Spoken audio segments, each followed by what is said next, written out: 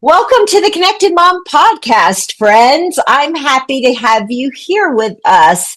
I am Becky Harling, your host, and I'm excited today as we continue in talking about friendships with women and changing seasons of life and all of that stuff. Here at the Connected Mom, we like to have real conversations that will help you connect more deeply with God because, after all, that's your deepest, most intimate connection, and then more empathetically with your fellow moms because we need each other in the journey of motherhood, and then more intentionally with your child.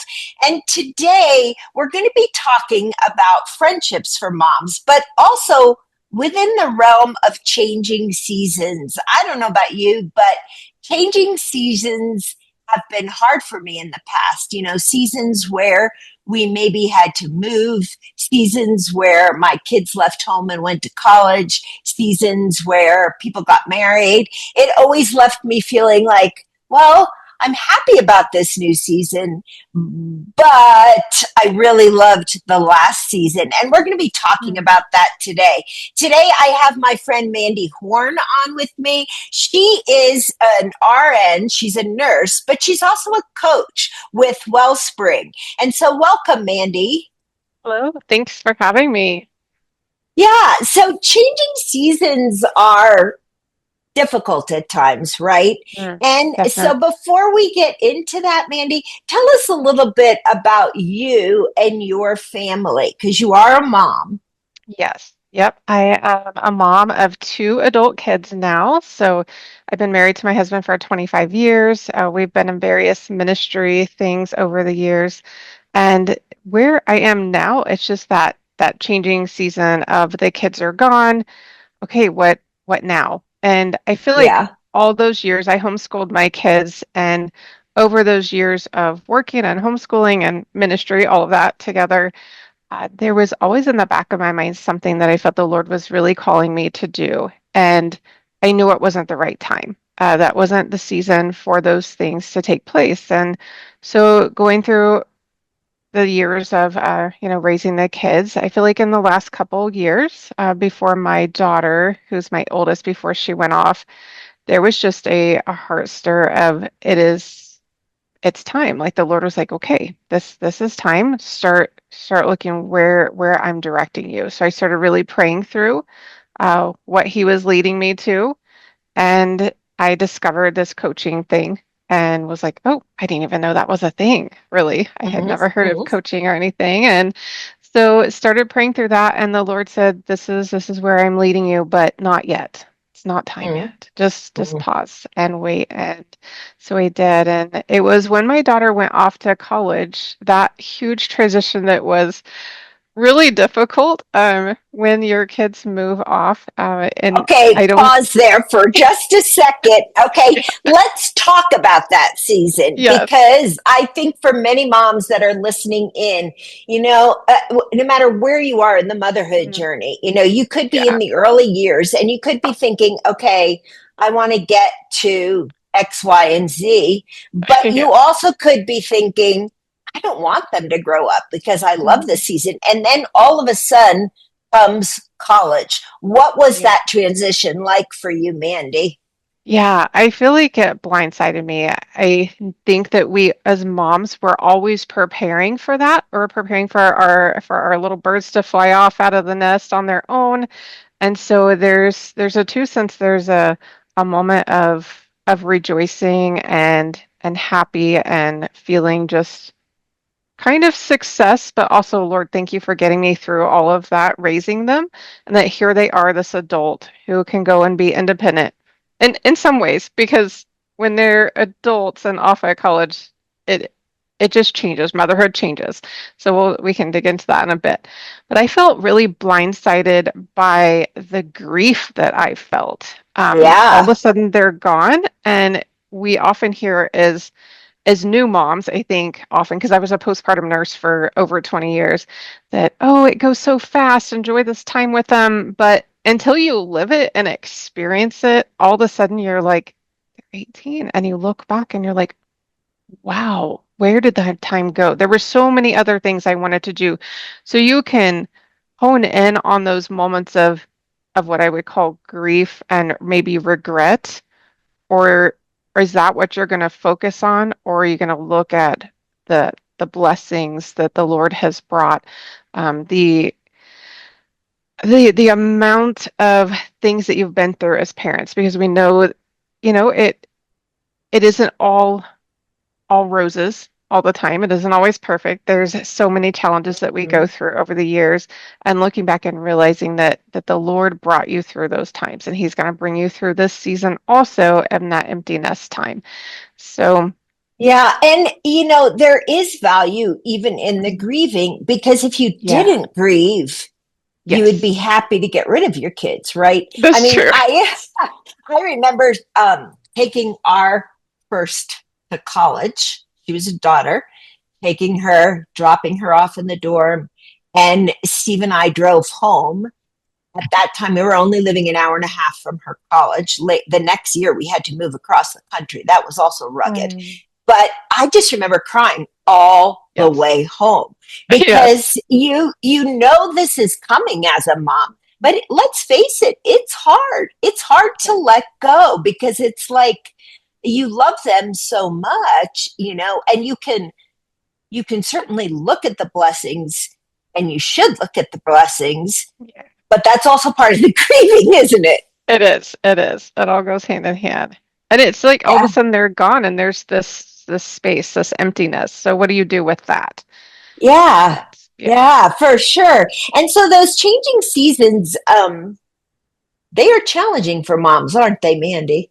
definitely. Yeah, yeah. And And in Ecclesiastes 3:11 says there's a time for everything and a season for every activity under the heavens.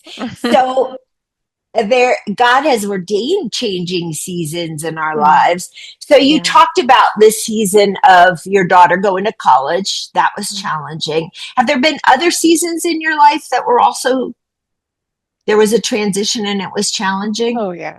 Absolutely. So with the years of ministry, we initially, let's see, when my husband went to seminary at Baylor, Truett Seminary in Texas, and when it was time we ended up joining the Navigators missionary group, Huh? if you've heard of that. So we were a part of Navigators for 8 years.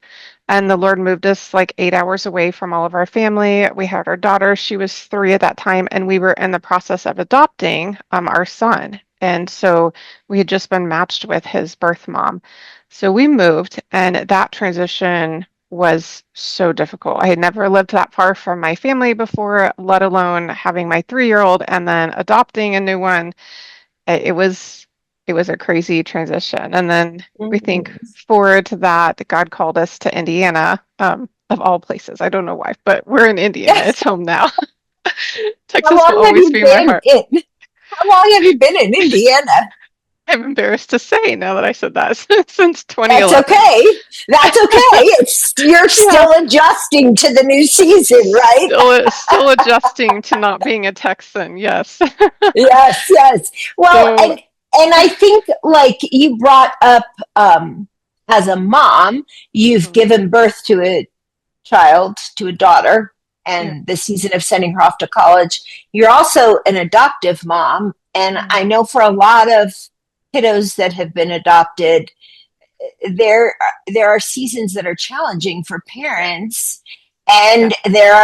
and transitions are challenging for a lot of the adopted kiddos. Talk to us a little Yeah. bit about that as you can. Yeah, definitely.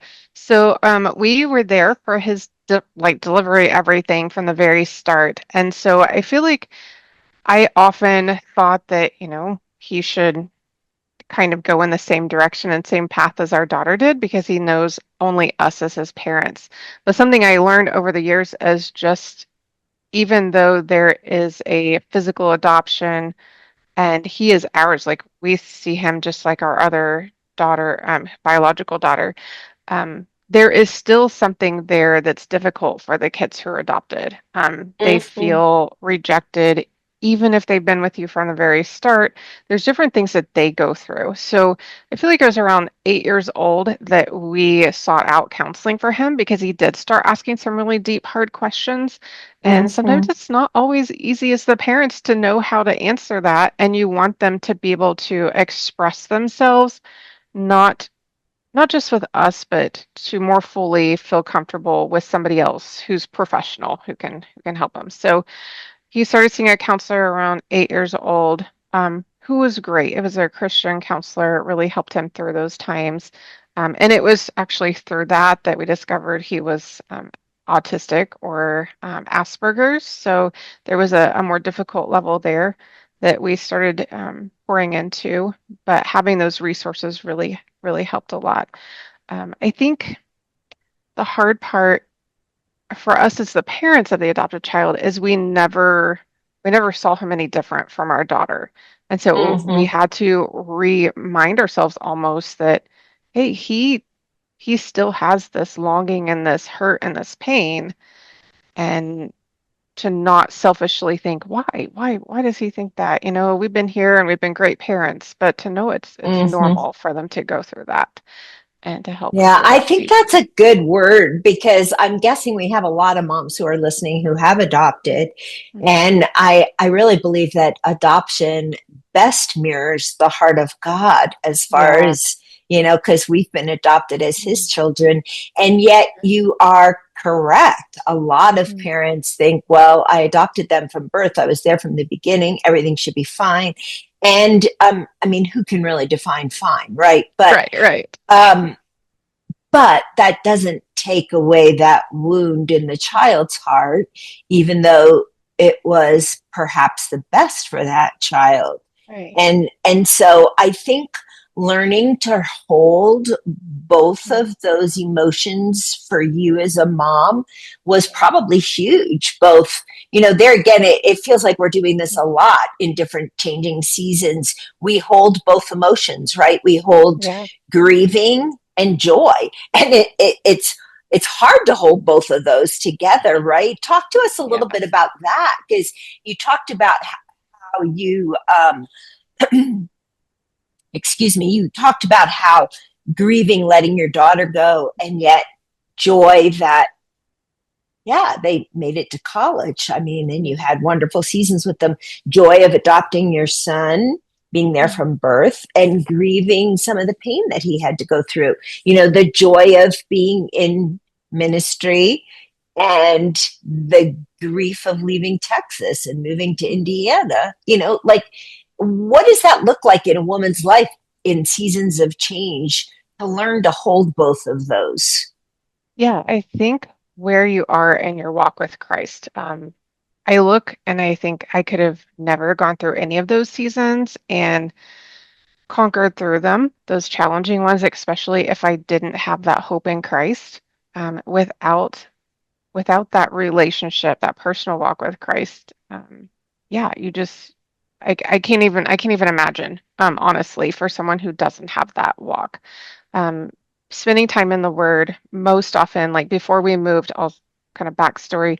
Before Yeah. we moved to Indiana from Texas, it was absolutely clear that the Lord was calling us away from Texas, and we kind of ran from it, did a little a Jonah thing. Yeah, anyhow, and once we totally just surrendered to the Lord, that okay, take us where you want us, where you are calling us, and to release that and to know that, okay, it is in His hands. And if He's taking us to Indiana, to wherever it is, um, He has a plan and a purpose. And Mm-hmm. the funny thing, we had just a couple years ago, so my husband was in a church in Indiana, and then he left, and now he's a chaplain within the hospital system.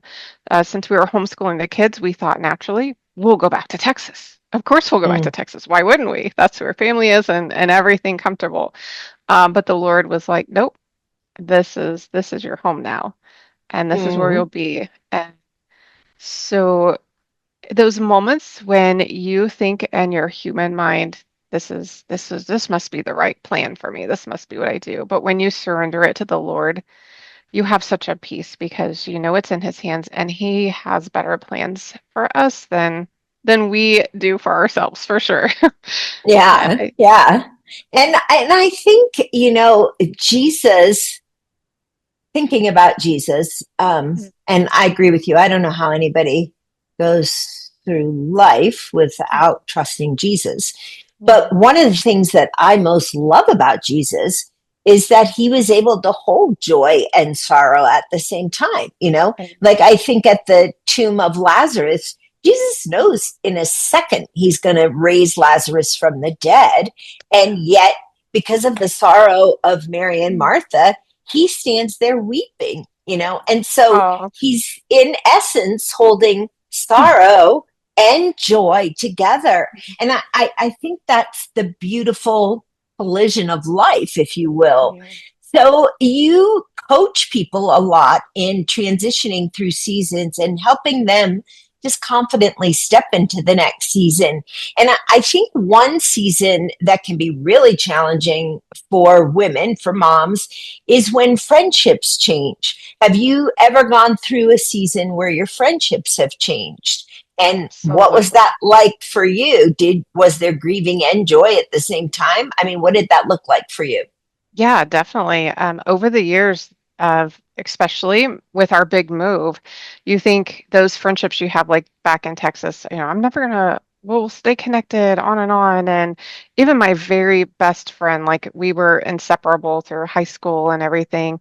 Her husband was in ministry, my husband was, so we were both two different ends of the United States, I should say, not the earth. But um, there there were moments that we we didn't stay as connected as we thought we would because, you start with kids, life gets busy, and so getting on the phone to talk to those friends and things is difficult at times to you got to make time for it. And if you don't make time, which I didn't probably enough.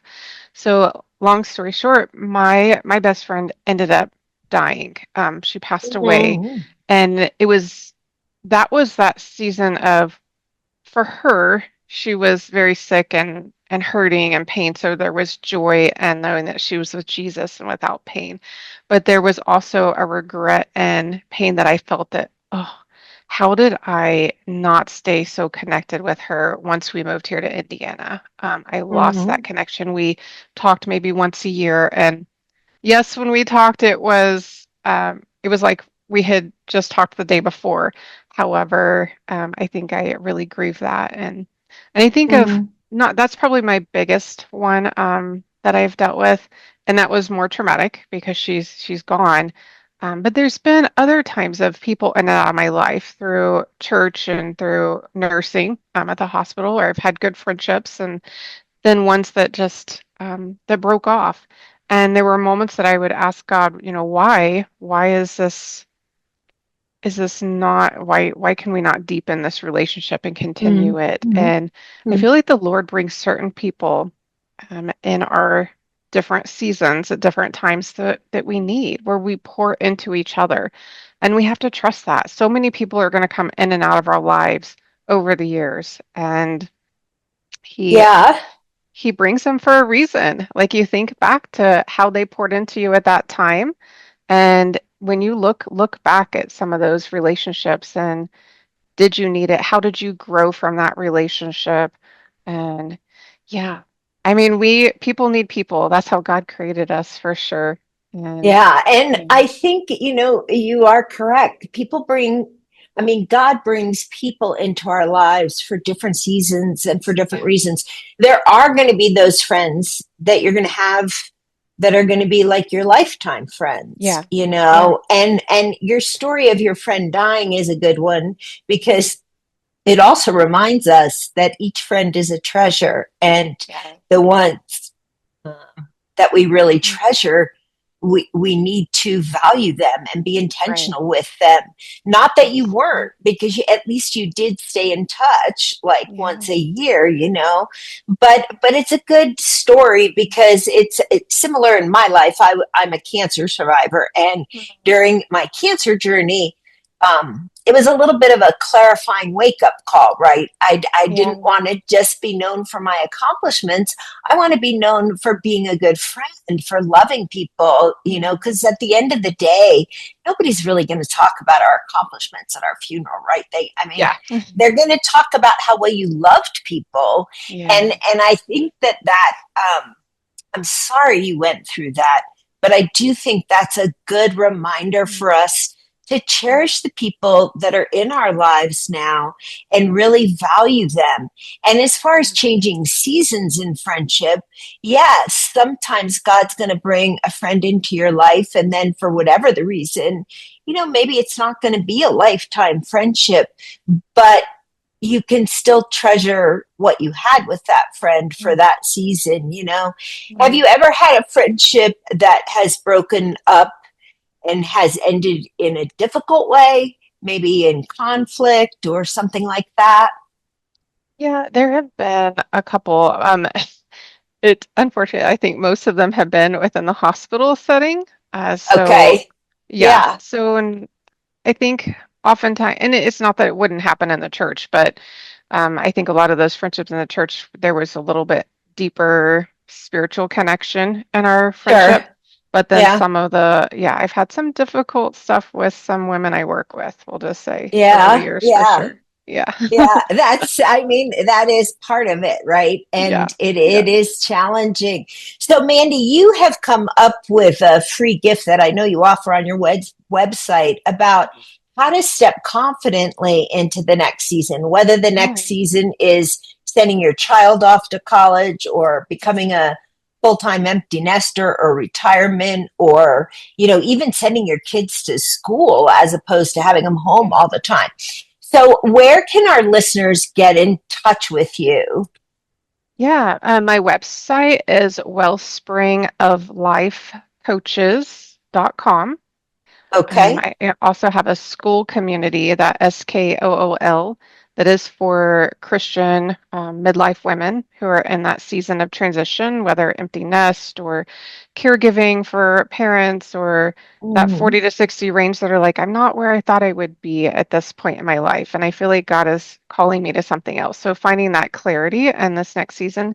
So that school community is called Sacred Season Sisters. Okay.